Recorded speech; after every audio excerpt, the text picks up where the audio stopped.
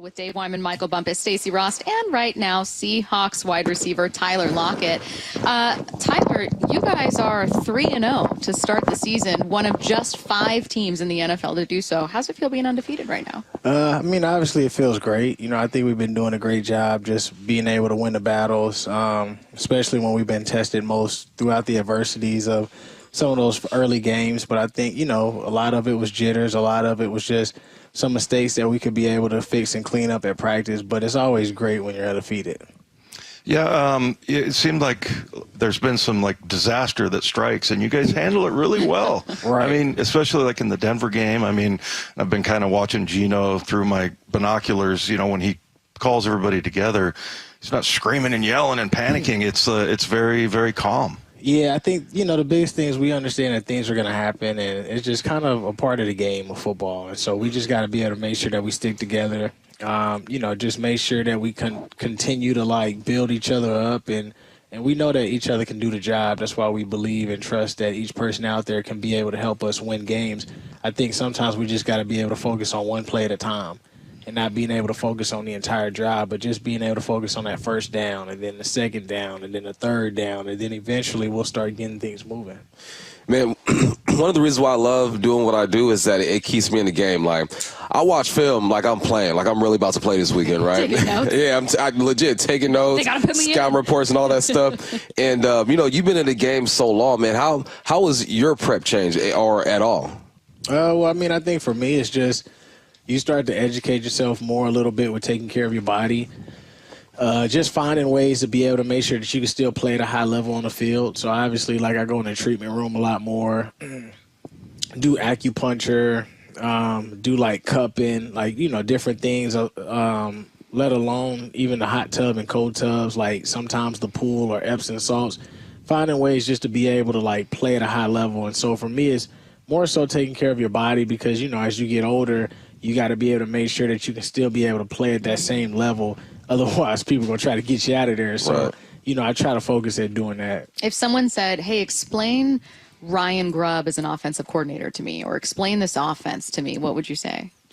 Sometimes a man with little words, but I mean, when it comes to just, it's hard to explain it, but when it comes to just overall, smartness and understanding of the game, I think he's definitely up there with the best. Hey, you guys had a play against the Patriots where it was late in the game and it was like a sprint out, and then at the exact same time, you and Gino both turned around and went the other way. And I actually talked to Grubb. I go, was that designed? He was like, no, absolutely not. They're just really good. You guys were so connected and on the same wavelength that it looked like it was designed.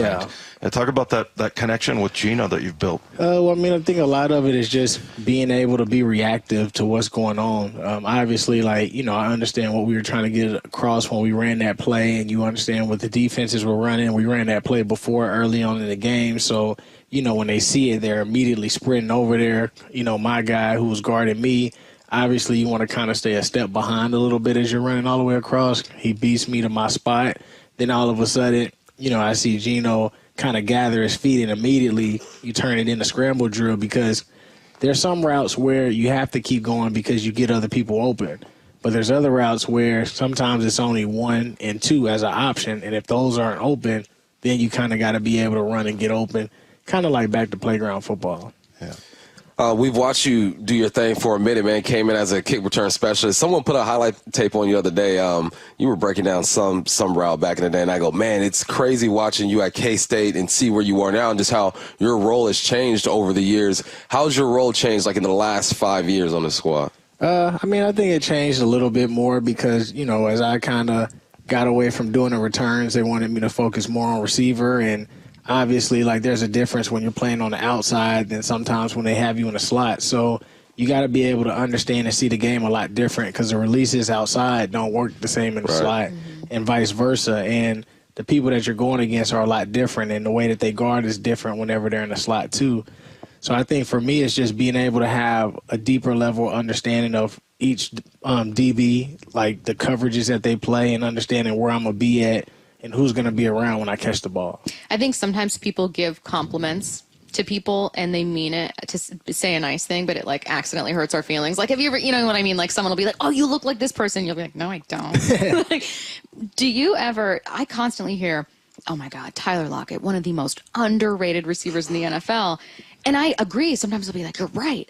And then other times I'll think, wait a minute, he's been here 10 years. Like, what do you mean underrated? This is a Pro Bowler. This is a starter. Like, he has been doing this since its rookie season. Do you ever get offended by that, or is it a compliment? Like, how do you take it? I mean, at some point, you know, I think a lot of it is because we don't get as much marketing out here. Yeah. You know, when we play, not too many people watch us play. And So it's like a byproduct of Seattle. yeah. It's kind of And, you know, and I also just think that when you look at me, they don't think that I'm the prototypical receiver. So when I go out there and when I play, it's like, okay, he might be really good. He's really great at what he does.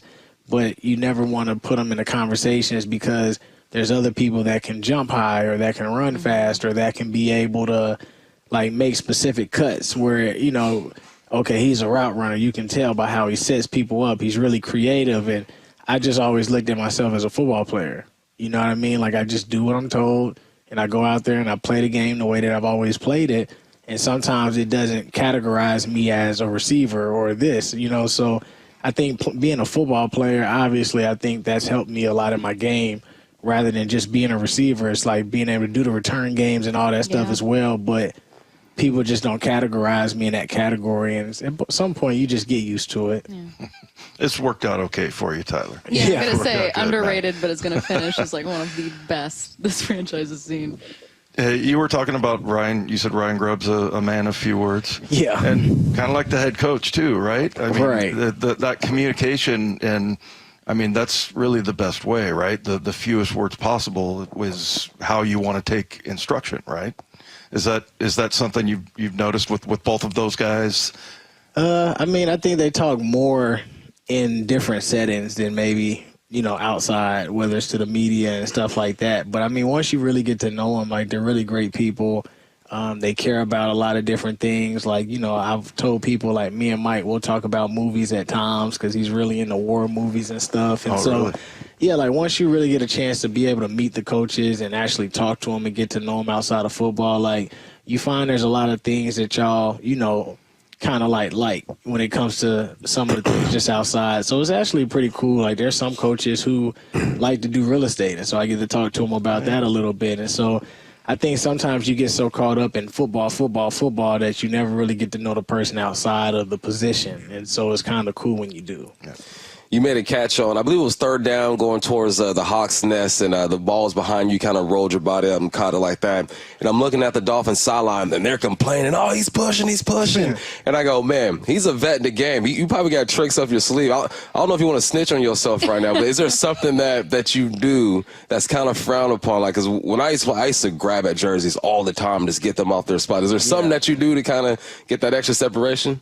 I mean, not really. I just kind of I mean, I think a lot of it is just based off of film. When I'm watching the film, like, I know the DB that I'm going against, and I know what they do and what they do really well and what they don't. And I know, like, I know if this person is a grabber, then I know what I need to do to be able to make sure I position myself to get open and catch the ball. And so I think, like, that early film time, whenever you're able to look and see your opponent and who you're going against, there's times where I know, like, all right, I'm going to have to win at the end of the route. Mm-hmm. Like, this guy's going to be right there, whether you give him a great release, whether you're winning with speed, he's going to be side by side, but where you can win at is getting out of your route. So there's times where I don't spend as much time at the line because I know I got to win at the end of the route against this person. And there's other people where I spend way more time at the line because I know that's where I have to win at in order to get open. That's why you played 10 and I played 2, because I had to grab and do everything I could. He is Seahawks wide receiver Tyler Lockett, kind enough to join us. Thanks, Tyler. We appreciate it. Appreciate y'all. All right, continuing our